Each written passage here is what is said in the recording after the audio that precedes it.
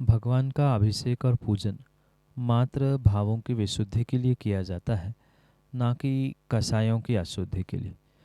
पर यह भी ध्यान रखें कि भावों की विशुद्धि के साथ वस्त्र की, शरीर की भी शुद्धि कितनी और कितने अंशों में है, तभी इसका वास्तव में निर्धारण किया जा सकता। पर आगम के परिप्रेक्ष्य में अगर समझे तो ये किसी भी प्रकार से आचार्यों ने निषेध नहीं किया है कि ऐसा ही करने से ही पूजा का फल मिलता है या अभिषेक का फल मिलता है। हाँ, ये परम सत्य है, क्रम से करेंगे तो विशेष फल मिलेगा।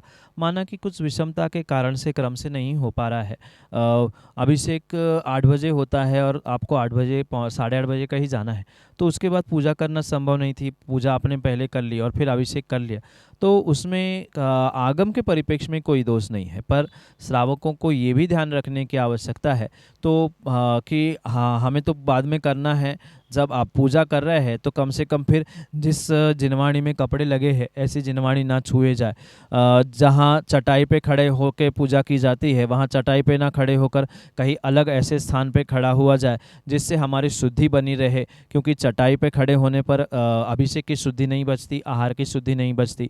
जिनवाणी जो कपड़े से बनी हुई या कपड़ा लगा है, ऐसे जिनवाणी को छूने से भी वहाँ आहार की कह दो या अभिषेक की शुद्धि नहीं बचती।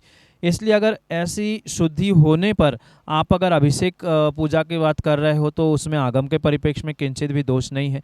पर ये श्रावकों का स्वयं का विवेक चाहिए कि उन्हें किस प्रकार से, कई तो लोग ऐसे होते हैं साक्षात छिलते हुए दिख रहे हैं, छिल गए हैं, 16 बच्चा नहीं है, पर फिर भी कहते हैं कुछ नहीं होता, फिर मंत्रों के द्वारा, छींटे के द्वारा। ये सामान्य व्यवस्था नहीं है। अति विषमता में जहाँ बहुत बड़े बड़े अनुष्ठान हैं वहाँ शुद्धि का पूर्ण 100% ध्यान रखना संभव नहीं होता। वहाँ पर छींटे लगाते हुए मंत्रों के द्वारा शुद्धि आदि की जा सकती है, पर प्रतिदिन यही करना ये प्रमाद है। वास्तविकता में शुद्धि का ध्यान रखते हुए पहले अभिषेक करना, फिर शांतिधारा करना, फिर पूजा करना, ये क्रम होने पर भी ऐसा बंधन नहीं कहा है कि माना कि कभी क्रम का उल्लंघन हो रहा है तो उसमें कोई पाप नहीं लगता, कोई दोष भी नहीं लगता। क्रम से होगा तो विशेष फल मिलेगा, नहीं होगा तो कम मिलेगा, पर पाप तो बिल्कुल भी नहीं लगता है। ये भावों की विशुद्धि के लिए किया जा रहा है तो भावों की विशुद्धि के लिए ही किया जाए। इन्हीं बातों को लेकर भावों की अशुद्धि करने की आवश्यकता नहीं है। ये ध्यान रखते हुए विवेक पूर्वक अगर आप 16 में हैं तो पूजा के बाद भी अभिषेक कर सकते हैं, अभिषेक के बाद भी शांतिधारा, और शांतिधारा के बाद भी कोई क्वचित बच गया हो तो भी एक आध कलश करके अभिषेक करें, तो उसमें कोई भी दोष नहीं है। विशुद्धि के लिए करें, अशुद्धि के लिए नहीं। यही आपके लिए सम्यक समाधान।